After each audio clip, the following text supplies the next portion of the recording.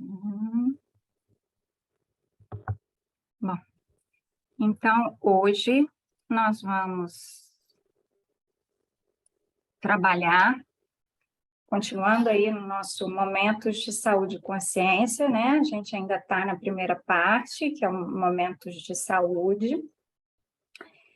E lembrando, né, aqui que essa parte do Momentos de Saúde, a Joana começa nos dizendo: Jesus, em todo o Evangelho, exalta a harmonia moral e emocional da criatura perante a vida, como fator essencial para a sua salvação, o estado de saúde integral. Então, ela mostra para a gente que o termo salvação, entendido por ela aqui, é saúde integral, né? Então, e o que é essa saúde integral? É essa harmonia moral e emocional. E relembrando, né, que essa parte que a gente já conversou sobre ela, mas não custa relembrar, que a espiritualidade não usa palavras vãs. Então, se está escrito aqui moral e emocional, está falando de coisas diferentes, né? Então, vamos pensar assim no moral com relação ao nosso comportamento no mundo, e o emocional, o nosso comportamento dentro de nós mesmos. E aqui a gente precisa ter o nosso comportamento no mundo, um comportamento harmonizado.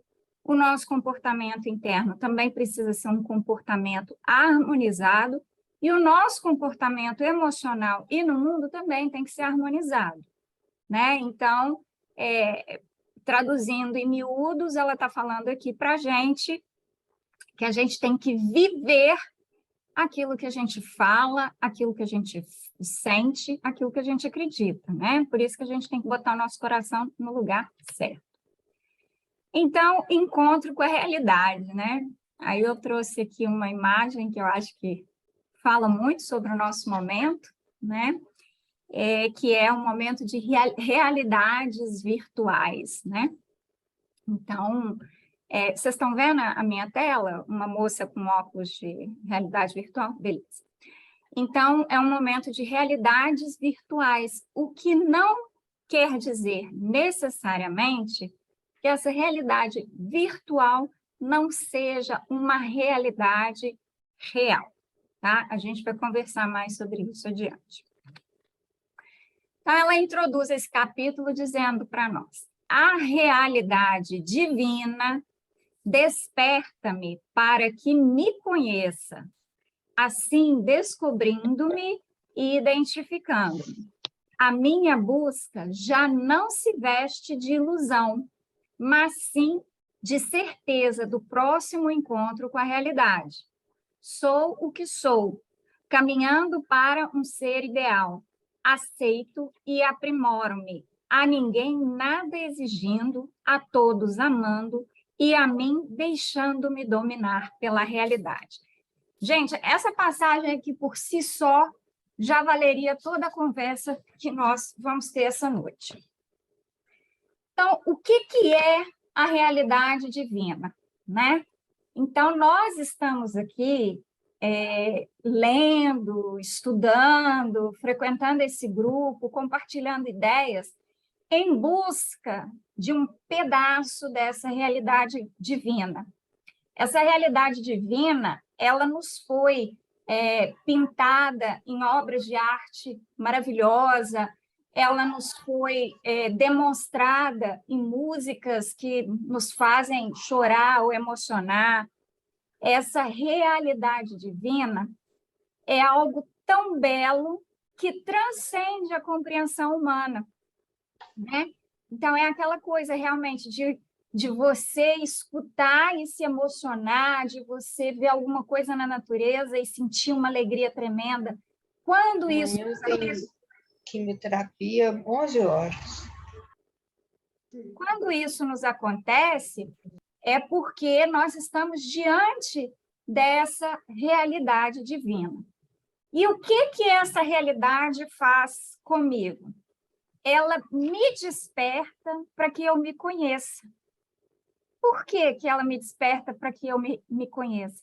Porque na nossa existência, no nível evolutivo que nós estamos, nós temos pequenas mostras da realidade divina, né? São aqueles momentos, né, ímpares que a gente vive, aquelas felicidades, aquelas emoções profundas que a gente sente em alguns momentos da nossa vida, aqueles momentos que a gente vê algo muito maravilhoso. Então, nós ainda não temos nível evolutivo para termos diante de nós descortinada essa realidade divina. Então, a gente vê brechinhas nessa cortina, né? Quem viu o filme do Allan Kardec vai lembrar aqui que tem um momento, né, que ele e a Amélie, eles conversam sobre o céu estrelado, e ela fala, né, eles falam que gostam de imaginar que o céu estrelado nada mais é do que um lençol cheio de buraquinhos, e as estrelas são a luz que passa por esses buraquinhos, né? Então, é mais ou menos isso. Existe uma luz tremenda lá fora, uma imagem, um momento, um sentimento perfeito, que eu não vou conseguir colocar em palavras, do qual a gente vê brechas. E por que a gente vê brechas? Para que a gente acorde e queira mais. Eu não quero me sentir feliz só de vez em quando. Eu quero me sentir feliz todo dia. Eu não quero me emocionar só de vez em quando. Eu quero me emocionar todo dia. Eu não quero reconhecer que o céu está maravilhoso, esteja ele cinza ou esteja ele cor-de-rosa. Eu quero isso todo dia. Mas na condição que eu estou, eu preciso trabalhar quem eu sou, me aprimorar para ter condições de ver e compreender essa realidade. Então, o que a realidade divina faz é colocar na boca da gente aquele gostinho de quero mais. E aí vem, né, a espiritualidade ali no Livro dos Espíritos e fala, olha, você quer mais? Então, você quer o caminho do bem, o caminho que vai te levar para essa realidade divina? Então, conhece-te a ti mesmo. E aí a gente vai entrar nesse processo de autodescoberta. E o processo de autodescoberta é um processo cumulado com o processo de identificação. O que quer dizer essa identificação? Essa identificação quer dizer que nós somos colocados no nosso lugarzinho. Então, quando o nosso ego está muito exaltado, a gente tem que ver que nós somos só uma gota no oceano. E quando a gente está com a autoestima, né, muito judiada, a gente tem que ver que o oceano seria menor se não fosse a gente.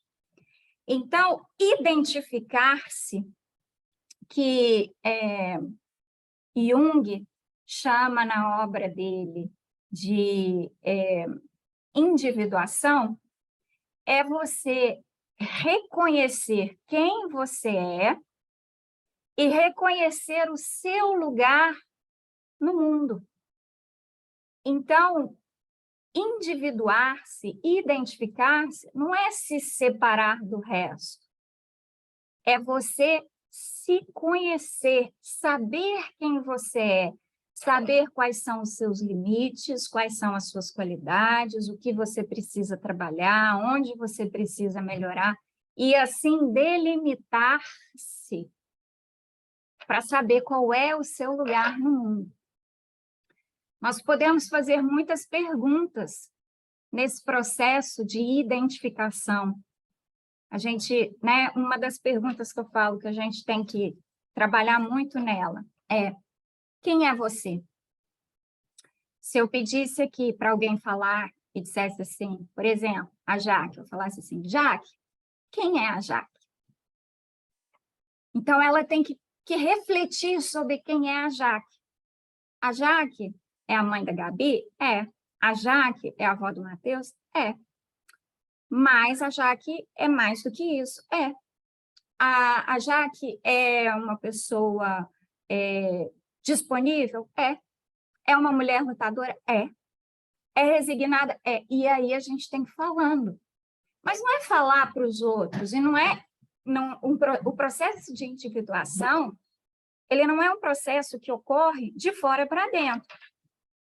Você pode até ser acompanhado por um psicólogo, né, nesse processo de individuação, ele ir te guiando pelo processo de individuação, mas é um processo seu, que só você pode reconhecer, porque alguém pode chegar para mim e falar, Karina, você é muito estudiosa, né? Antigamente, quando eu alcançava, né, as minhas conquistas nos estudos e tal, e alguém falava assim para mim, nossa, você é muito inteligente. Eu dizia assim, não, eu tive sorte. Então, você reconhecer o seu lugar no mundo, virar e falar assim, não, eu sou inteligente, eu sou esforçada, eu me dediquei, né? Você reconhecer, mas não adiantava as pessoas dizerem porque eu não me apropriava disso. Então, a gente tem que se apropriar dessa nossa identificação, né? Então, quem eu sou? Né? O que eu sou, nós sabemos. Nós somos espíritos em processo de evolução. Agora, quem é esse espírito? Quais são as características que esse espírito tem que o tornam único? Aí a gente pode até perguntar, nossa, mas cada espírito é único? É, né? A gente não pode acreditar que esse Deus maravilhoso ia criar um monte de soldadinho, linha de montagem, tudo igual. Aí nós não estaríamos aqui, a gente teria uma cartilha pronta e todo mundo ia seguir ali. Então, ele criou cada um de nós para conquistar essa identificação nesse processo. Então, o processo de identificar-se, de reconhecer as suas qualidades, o seu lugar no mundo, esse processo é extremamente importante, não só para a gente ter contato com a realidade divina, mas para a gente caminhar em direção à saúde integral. A Joana segue dizendo, a minha busca já não se veste de ilusão, mas sim de certeza do próximo encontro com a realidade. Então, o que acontece? Eu não fico pensando que a partir de amanhã eu vou ser feliz o tempo todo. Isso aí é ilusão, porque o meu nível espiritual não me permite ser feliz o tempo todo. Então, eu já não acredito que eu vou ser feliz o tempo todo, mas eu vivo na expectativa da próxima vez que eu vou ser feliz novamente, né? Então, é aquele gosto do quero mais. É a forma como Deus, na sua divina sabedoria, nos motiva a seguir em frente. Então, a gente está aqui para quê? Por que a gente, segunda-feira à noite, não vai maratonar uma nova série na televisão? A gente vai se reunir aqui e falar sobre essas coisas. Porque a gente quer, no próxima oportunidade que a gente tiver, aproveitar aquele momento. E é esse processo que a gente está fazendo. Então, a gente já não se ilude mais. O que é isso? Depois que você experiencia, né? Experimenta essa realidade divina, depois que você tem a oportunidade de ver isso, você não tem como desver. Então, você quer mais, você busca mais. E aí, a partir do momento que você vê e conhece essa realidade e estuda sobre essa realidade, você vai descobrindo que essa realidade não está nos objetos, essa realidade não está no poder, essa realidade não está nem nas outras pessoas, apesar de as outras pessoas fazerem parte da realidade, mas não são elas que trarão a realidade para mim.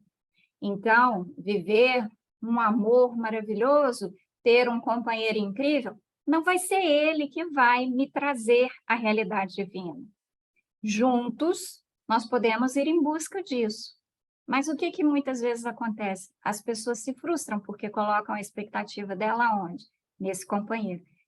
Com esse companheiro eu vou ser feliz, né? Então, assim, é esse. Ou então é o emprego, mas não é. E não se vestir mais de ilusão, não se enganar mais, é justamente saber que não é a pessoa, que não é o trabalho, que não é o próximo título, que não é aquele grau que vai trazer para você essa felicidade que a realidade divina desperta. Sou o que sou, caminhando para um ser ideal. Essa frase aqui é muito importante, porque se nós parássemos na vírgula, o que que a gente ia dizer? Eu não preciso mudar. Eu sou assim, as pessoas têm que me aceitar assim, porque eu sou assim, sempre fui e vou ser sempre assim. Isso é o sou o que sou. Mas a frase não termina aí. A frase segue. Caminhando para um ser ideal. Ou seja, eu sou o que sou, mas estou num processo de melhoria. E aí ela desenvolve isso. Aceito e aprimoro-me. Então, eu estou nesse processo de melhoria. Então, a Karina de ontem era aquela Karina que se irritava com uma pessoa que a fechasse no trânsito, e aquilo ali muitas vezes a deixava nervosa e tal. E a Karina é assim. Mas, na tentativa de se melhorar, hoje, podem fechar, podem buzinar, podem não dar seta, que isso não vai estragar o caminho, o dia da Karina. Então, é esse o processo. Eu sou assim, mas esse eu sou assim, eu sou o que sou hoje, é dizer, hoje eu estou um pouquinho melhor do que ontem e ainda estou um pouquinho pior do que amanhã. É esse o meu projeto. Melhoria contínua. Aceito e aprimoro-me. A ninguém nada exigindo. A gente não tem direito de exigir nada do outro, tá?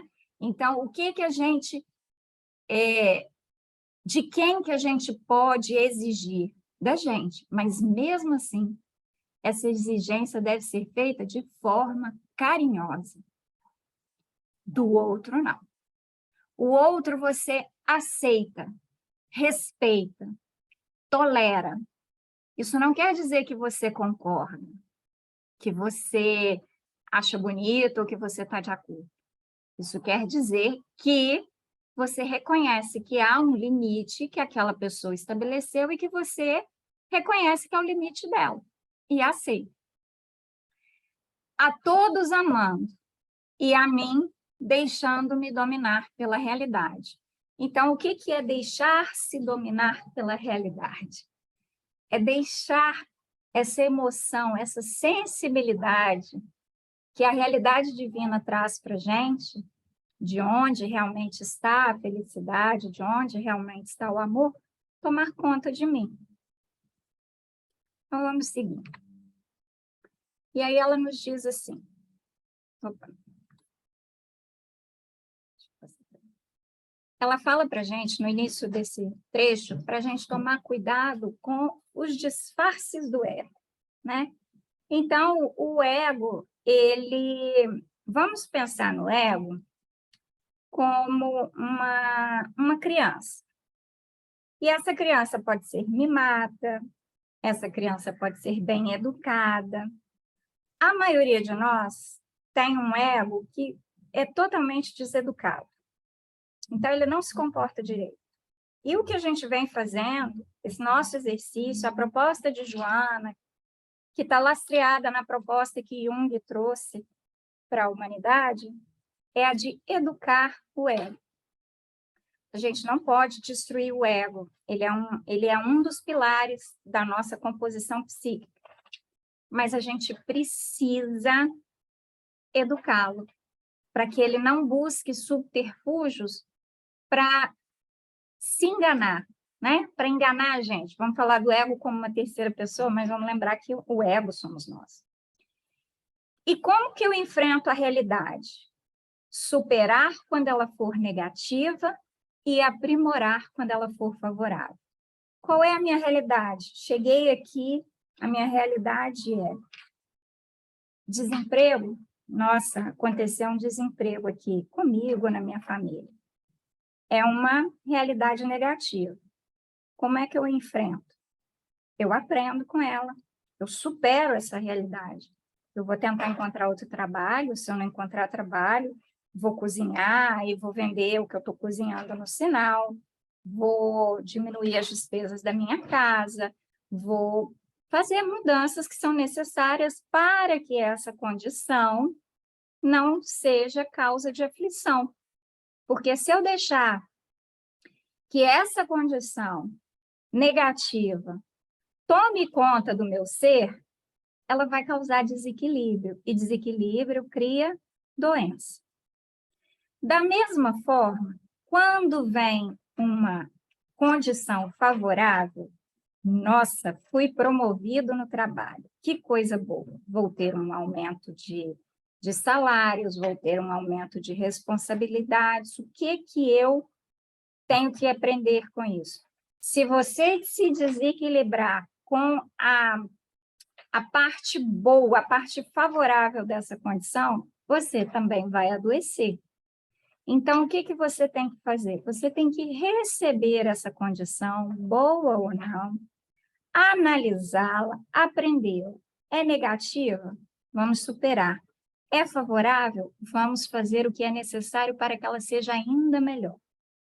Então, se você fez um bom trabalho, foi reconhecido, recebeu um aumento de salário, recebeu um cargo mais importante, o que você pode fazer para continuar aprimorando essa condição? Não é criar aquela ganância, aquela loucura por ser mais promovido, por ganhar mais. É pensar que essa condição aqui, que agora eu estou ganhando um pouco mais, eu posso aumentar o salário da pessoa que trabalha para mim, ou contratar uma pessoa para trabalhar para mim, eu posso pagar aquele curso de idiomas para o meu filho, eu posso ajudar a minha tia a pagar o plano de saúde, né? Nesse cargo de liderança, eu vou poder ajudar mais as pessoas que trabalham comigo, ensinar para elas. Então, você vai vendo que você é fator de soma. Então, você pega a sua simples promoção, né, a um cargo de liderança com aumento de salário, e a transforma em algo muito maior. Porque eu podia simplesmente me limitar a continuar fazendo o meu trabalho, guardar ou gastar o meu dinheiro. Mas eu prefiro multiplicar essa favorabilidade, vamos dizer assim, dessa condição. Medo de desvelar-se. Desvelar-se é mostrar-se, né? É tirar o véu de si. Então, o medo de se mostrar. A gente tem medo de se mostrar porque as pessoas que se mostram sofrem desgastes dos valores éticos, né? Então, vamos lembrar aqui, a gente teve uma conversa uma vez num desses nossos encontros, eu com a Marcinha, onde eu me identifiquei muito com ela. Porque quando eu era jovem, eu brincava assim, eu acho que eu nasci fora da minha época.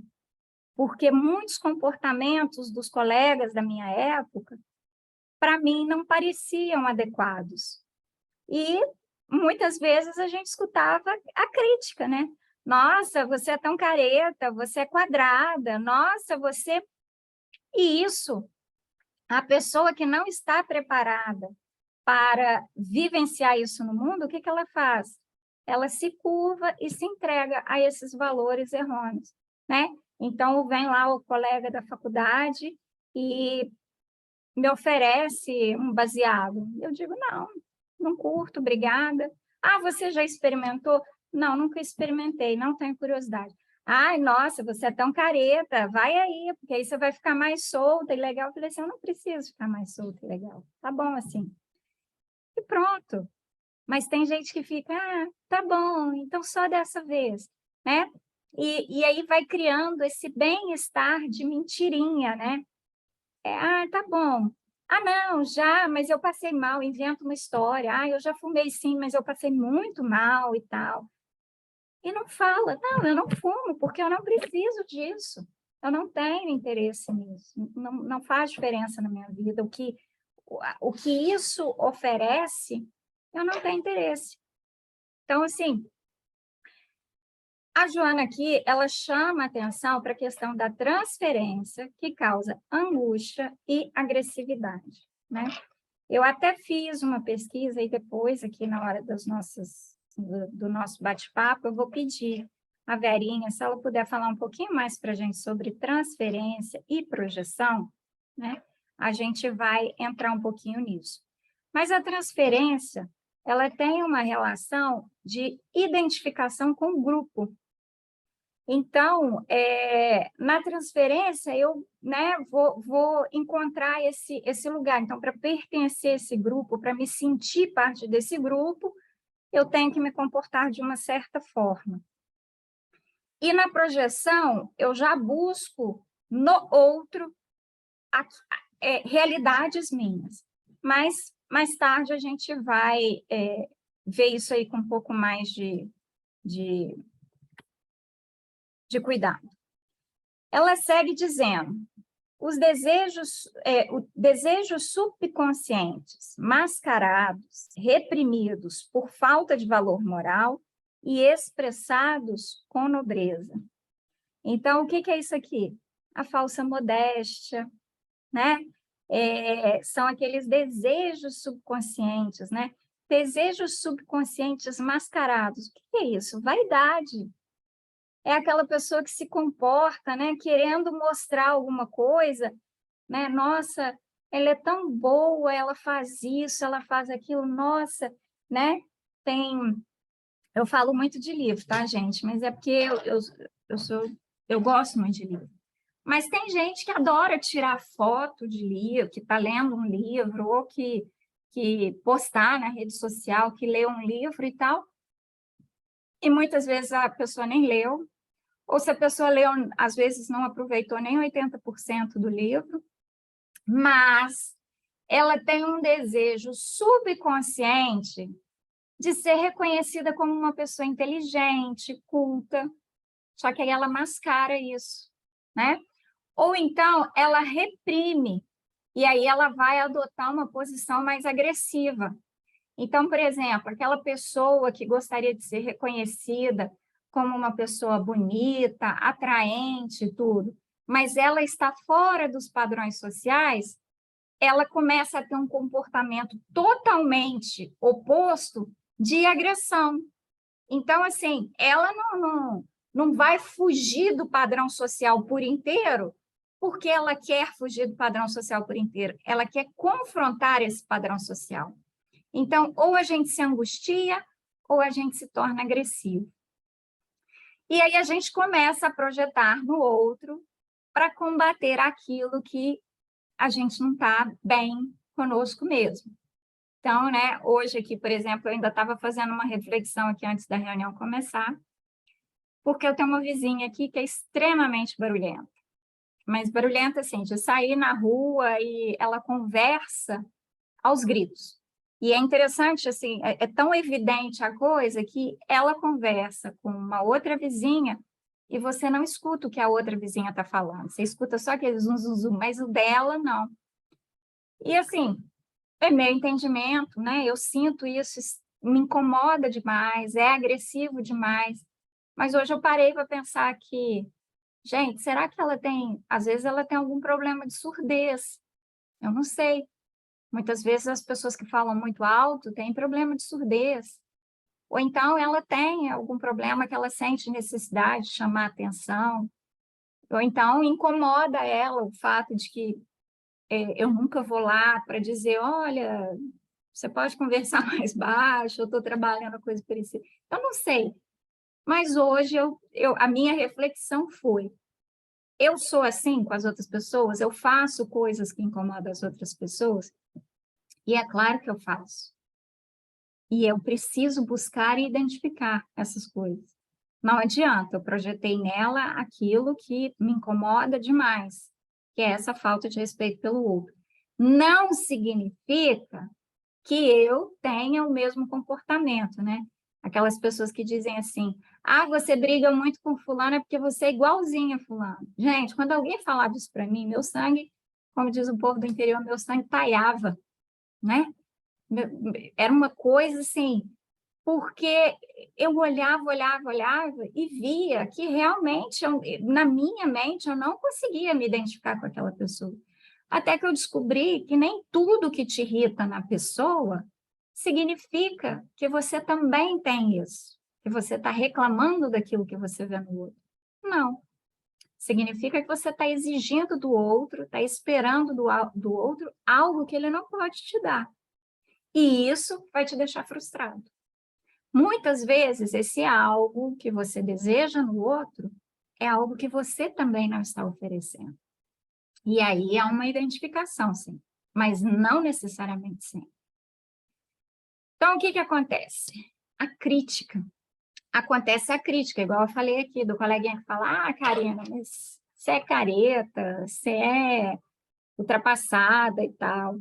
Isso pode gerar em mim insegurança, né? Eu posso começar a querer não falar dos meus sentimentos, né?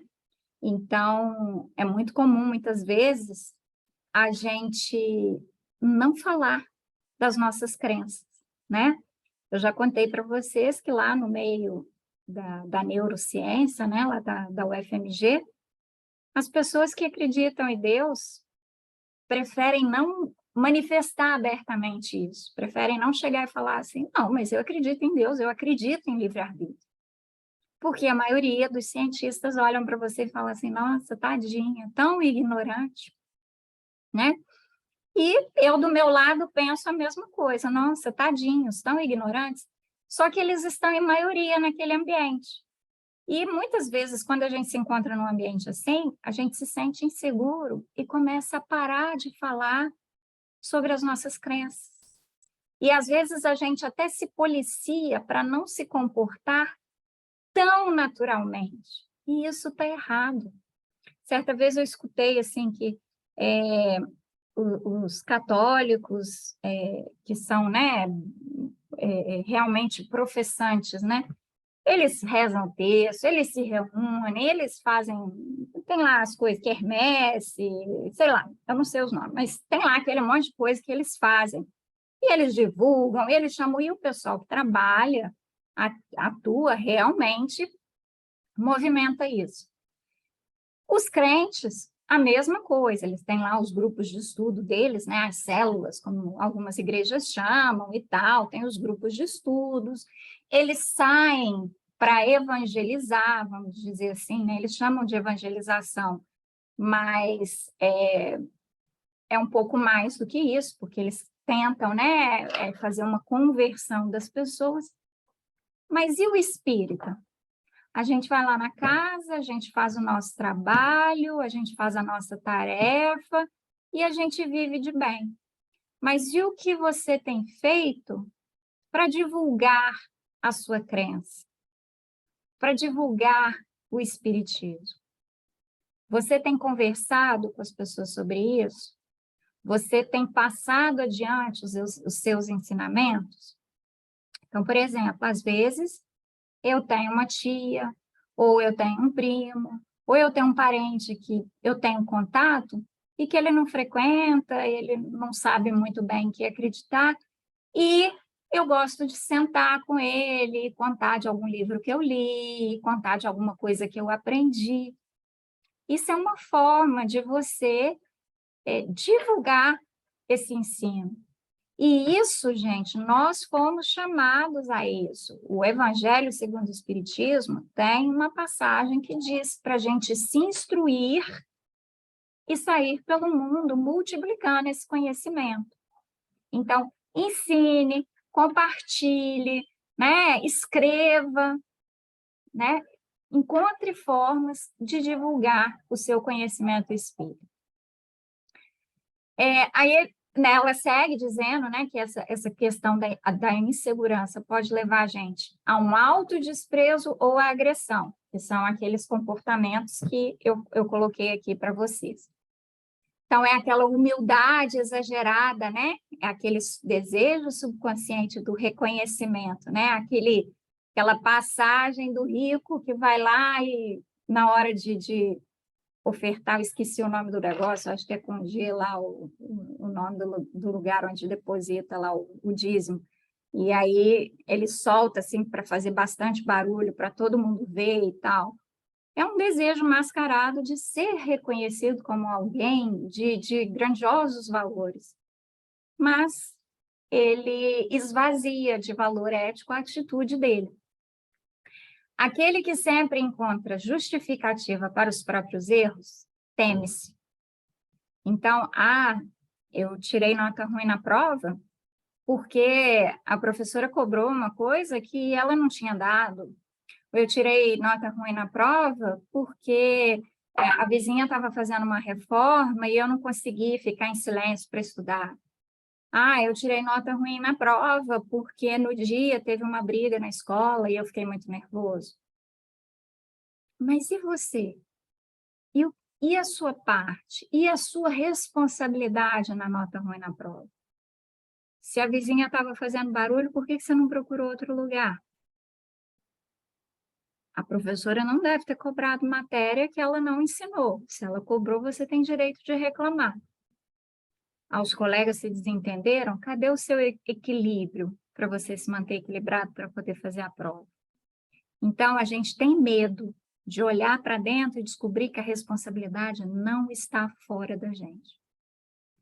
Autorresponsabilidade é uma atitude de imenso potencial transformador. Sem agressividade ou pieguismo, desvela-te. Então, não chega para as pessoas e impõe quem eu sou. Eu sou a Karina, eu sou assim, eu sou... Sem agressividade. E sem pieguismo, sem floreios, né?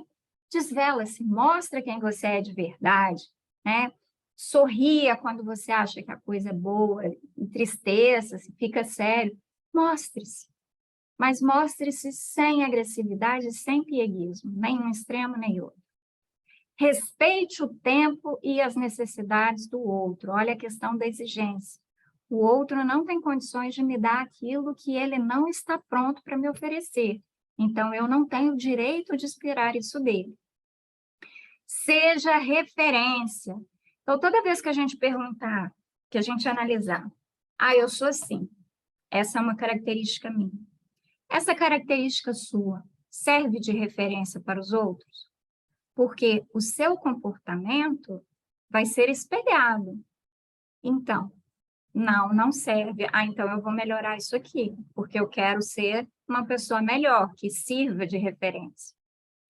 Somente com pessoas que conhecemos, podemos sentir-nos realmente bem. Então, é preciso que a gente se mostre para que os outros nos conheçam e se sintam bem na nossa presença. Então, olha só, se eu me mostro para o meu colega, ele vai se sentir confortável na minha presença e vai começar a se mostrar para mim. E aí a gente vai se ajudar. Então, é aquele caso, né, do palestrante que chega lá e faz aquela palestra linda e tal, e as pessoas olham para ele e pensam assim, nossa, esse palestrante não fica nervoso, esse palestrante não xinga no trânsito, esse palestrante não faz isso. Mas aí ele vai na palestra dele e conta, né? O Haroldo fez isso, eu achei muito legal, quando ele conta que ele estava no carro com o filho, levando o filho para a escola, tomou uma fechada, e na hora que ele foi abrir a janela para, né, torrar o sujeito, o filho falou assim, nossa, pai, imagina se esse moço aí é fã seu, né? É leitor do seu livro. Na hora, ele tomou aquela, né? Então, assim, mas por que a gente precisa contar isso? Porque o fato da gente ter estudado um pouco mais e ter vindo aqui compartilhar não quer dizer que a gente não tenha esses defeitos, a gente tem. Mas então, por que a gente compartilha, já que a gente tem que servir de exemplo? Para que as pessoas se sintam confortáveis na nossa presença, elas sintam que elas conhecem a gente, para que elas possam se abrir também, para que elas possam se desvelar também. Então, a pessoa se sentir à vontade para chegar para você, para falar de uma fraqueza, para falar de um problema íntimo, de algo que ela se envergonha, ela tem que sentir que ela te conhece. Ela não vai falar isso para você se você for um desconhecido para ela, se ela sentir que ela não te conhece, né? Então, desse capítulo sobre a realidade, né, esse encontro com a realidade, é isso aqui. Agora, falando sobre a bênção da saúde, né? Como a gente tem aí muita gente na terceira idade aí no grupo, aí eu botei uma senhora de cabelinho branco, malhando, ou seja, ela está fazendo mais do que eu, que ainda não estou na terceira idade. Né? Ela já está aqui melhor do que eu, mas vamos lá. Vamos, que a gente vai melhorar isso. A vitalidade divina se derrama sobre mim e aura em excelente disposição emocional. Liberto-me das cargas tóxicas do desgaste psicológico. Mágoas, ódios, ciúmes. Quando eu estava lendo isso aqui, eu falei assim, mágoas, ódios, rancores, né, que é a nossa visualização. Ainda bem que ela mudou. Mágoas, ódios, ciúmes, vinganças, invejas, amarguras. Sou de procedência saudável. A doença é acidente de percurso que me não impede a marcha. Sadio e confiante, avanço, vitalizado pelo hálito da fonte geradora de vida.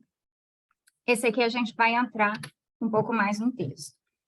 Então, o que a Joana fala para a gente nesse texto, né? Sobre essa questão da vitalidade divina. O que é vitalidade? É esse ânimo, essa disposição. E como que ela surge, né? Ela vem de um corpo, de uma mente saudável. E como que a gente consegue esse corpo, essa mente saudável? Através de uma harmonia psicofísica. Então, eu tenho que harmonizar os meus pensamentos com o meu organismo, porque se eu desequilibro aqui, eu desequilibro aqui. E aí ela volta a falar aqui, esse capítulo, né, esse tópico aqui, ela faz um resgate daquilo que a gente aprendeu quando, lá no Plenitude, ela estava falando sobre o processo de autocura. Então, ela fala aqui da questão da energia que a gente propaga, ela fala aqui da canalização dos pensamentos, da vigilância dos pensamentos para manter a nossa vibração alta, e aí ela fala da canalização. Reparem que aqui no final da segunda coluna, dessa coluna no meio, ela diz aqui, ó, direcionar o pensamento para paz, compaixão, solidariedade, perdão e ternura. Então, se a gente lembrar o processo de autocura lá do Plenitude, ela diz, primeiro a gente tem que reconhecer que está doente, depois a gente tem que querer de verdade se curar, e então começar o processo. E aí, como que eu começo o processo? Primeiro, aqui ela vai falar do otimismo, olha ali, na coluna do meio, segundo item. Saúde, otimismo, amor e esperança. Tem que ser otimista, não adianta, tá? Eu vou falar aqui, pessimista não tem vez. Pessimista adoece mesmo, pessimista, não, tem que ser otimista. Amanhã vai ser melhor do que hoje. Né? As coisas vão melhorar, o meu próximo exame vai estar melhor do que o exame desse aqui, a próxima prova que eu fizer eu vou sair melhor do que nessa, né? Então, a gente tem que ser otimista, porque otimismo, amor, esperança, como é que a gente vai falar de esperança no pessimismo? Então, é essa manutenção do nosso pensamento numa esfera alta. Por quê? Porque essa esfera alta, ela faz o quê? Ela faz com que a gente se conecte com os nossos irmãozinhos, né? A energia do espírito sustenta as células físicas. E aí ela diz, do perispírito vem o reforço imunológico. Então, é quando o meu espírito adoece que o corpo adoece. Então, não adianta você achar que a feridinha que apareceu aqui começou aqui. Na realidade, essa feridinha começou lá no seu espírito. E ela já está tão arraigada aí dentro de você que agora que ela está saindo pela sua pele. Então, ó, a engrenagem psíquica e emocional, ela é sutil, ela é discreta, ela é muito delicada. Então, é fácil desequilibrar. Então, vamos pensar no nosso psíquico e no nosso emocional como ovos não cozidos. Eles são frágeis, eles parecem fortes, eles parecem firmes, mas eles são frágeis. Então, eles devem ser manipulados com cuidado, para que eles não quebrem, para que eles não desequilibrem. Lembrando que essa sintonização, né, em uma onda mais alta, faz com que eu atraia aqueles que estão em sintonia com o meu pensamento. Então, a Joana coloca lá para a gente. Primeiro item lá da autocura. Mantenha o seu pensamento em ordem. E aí ela fala para a gente. Prevenção é uma constante. E a terapia é permanente. Então, vigiai e orai. O vigiai é a prevenção, ela tem que acontecer todo dia. E o orar, quando vem aquela coisa, aquele pensamento que não deveria, você ora. Se você pedir a Deus ajuda para enfrentar aquele pensamento, aquele comportamento que você não quer ter, Ele vai te dar essa ajuda. Então, você tem que estar constantemente em se prevenindo e se tratando. E aí ela coloca para a gente, olha, entulho mental é fonte de doença. Mais uma vez, remetendo lá ao capítulo da autocura no Plenitude. Ela fala da higiene do corpo físico, mas tem uma parte que ela fala da meditação, e a meditação é a higiene emocional. Ah, mas eu não consigo meditar. Se você estiver pensando naquela meditação de ficar calado, esvaziar a mente de pensamento, eu também não consigo. Mas eu consigo fazer a meditação contemplativa. Parar e ficar olhando para uma árvore, observar as nervuras da árvore, observar o tom de marrom, né? Observar a formiguinha que anda na árvore. Isso é contemplação. Eu adoro fazer contemplação olhando a minha filha dormindo. Né? Então, ela está ali dormindo e tudo, e aí eu fico olhando o olhinho, os cílios, o narizinho, e aquilo ali, para mim, é uma obra de arte de Deus que eu estou contemplando. E com isso eu tiro o entulho mental da minha cabeça, da minha mente, né? Porque quando a gente pergunta, por que eu fiquei doente? Você vai descobrir que tem algum lixozinho que você está guardando e que esse lixozinho fez o quê? Ele desequilibrou o seu campo energético de tal forma que aqueles vírus e bactérias e outros fatores causadores de doença entraram. Então, é só um desequilíbriozinho, mas você tem condição de ajustar isso rapidamente. Para isso, tem que querer verdadeiramente a saúde, mas é sem cobrança, sem pressão. Já falei aqui com vocês que de tudo, né, o que eu preciso fazer, eu consigo ter uma alimentação saudável, eu consigo ter hábitos saudáveis e tudo, mas uma das coisas mais difíceis para mim é a atividade física. Então, eu quero melhorar e tal, tem dias que eu não quero, essa semana mesmo eu não quero melhorar essa parte da atividade física, não. Mas, quando eu decido que eu quero, não pode ter cobrança, não pode ter pressão, mas eu também não posso desistir. Então, hoje eu fui subir na esteira, fiz 30 minutos, eu queria ter feito 40, mas só deu para fazer 30, beleza. Amanhã subi na esteira, deu 20 minutos, beleza, eu queria fazer 40. Vamos tentar melhorar isso no terceiro dia. No terceiro dia eu não fui. Se no quarto dia eu falar assim, eu não consegui fazer direito essa semana, vou desistir, não é. Mas eu preciso no quarto dia falar, vamos tentar hoje, Karina? Vamos. E aí, de repente, eu consigo. Então, tem que ter perseverança, tá? Ela fala no Plenitude também que a gente precisa se visualizar. Então, se visualizar saudável, não é focar na doença, não é focar nem na cura, é focar no pós-cura. Quando não tiver mais nada aqui atrapalhando, eu quero fazer uma viagem com meu filho, ou eu quero fazer tal coisa, ou assim que a minha perna melhorar, eu quero entrar num curso de dança, fazer projetos dos quais você se vê saudável, realizando as coisas. essa é mais uma etapa do processo de autocura. E o que isso faz com que a gente...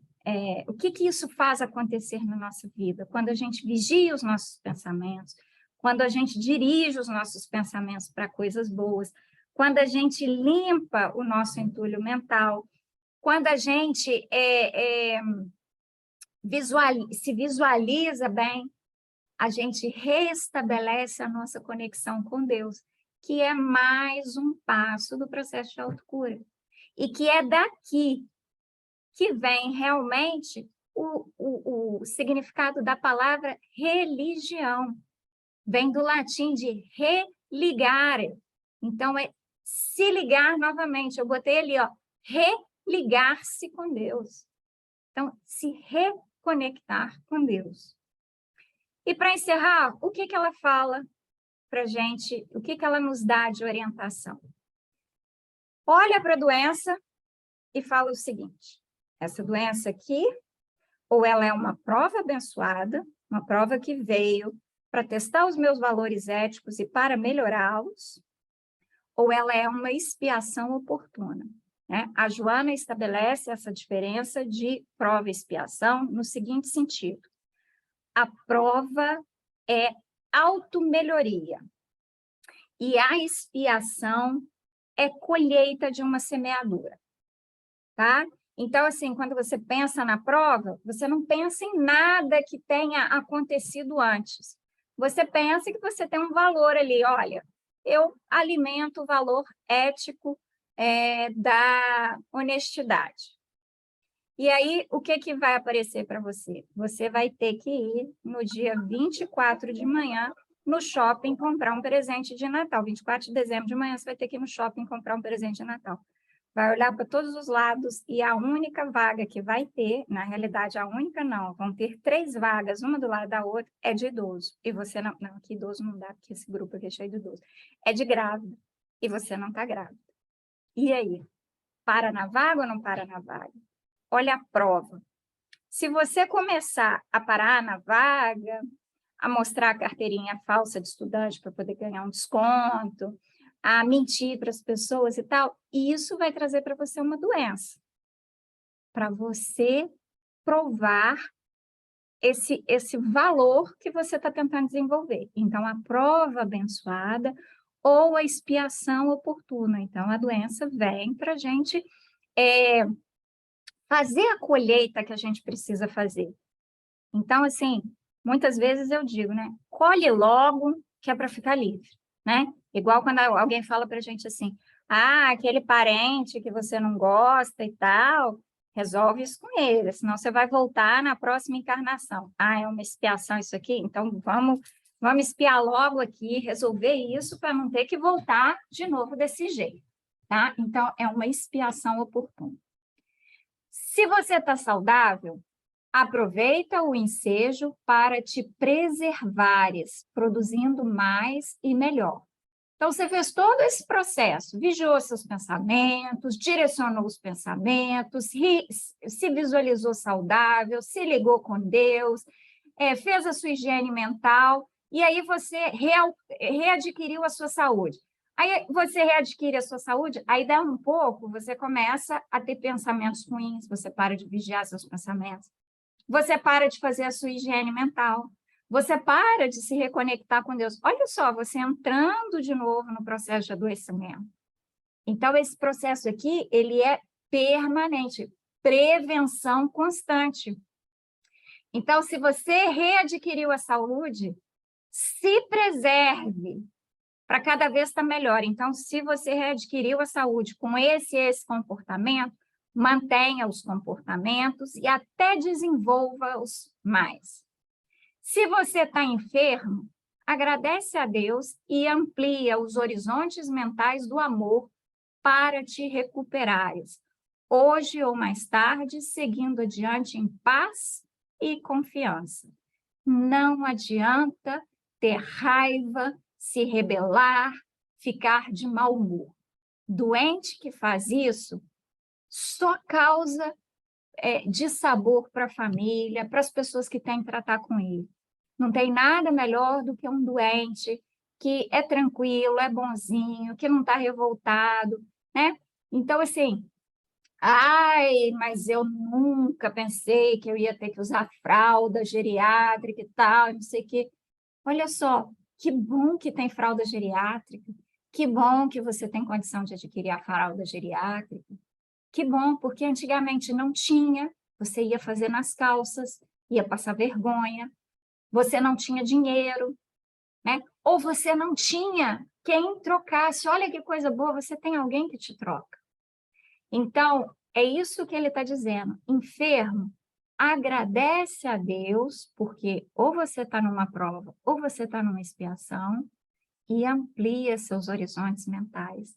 Eu sei que é muito difícil, no momento de dor, eu virar para vocês e falar assim, agradece porque existe morfina, ao invés de xingar porque está doendo muito, né? Eu já passei por uma cirurgia, fiquei lá naquela sala lá de observação, aí a enfermeira chegou perto de mim e falou assim, de 1 a 5, qual o nível de dor que você está? Eu falei assim, 2. No momento que ela chegou do outro lado da sala, estava em 15, não era nem 5, era em 15. E eu não conseguia falar, e ela não olhava para o meu lado, para eu poder dizer que estava em 15. Mas a hora que ela olhou, que ela veio com o remedinho, ai, que coisa boa. Então, é agradecer os recursos que Deus nos oferece, confiar e ter esperança e seguir em paz, tá bom? Então, era isso que eu tinha para conversar com vocês hoje. Vou parar aqui de compartilhar. E vou parar a gravação para a gente começar os debates.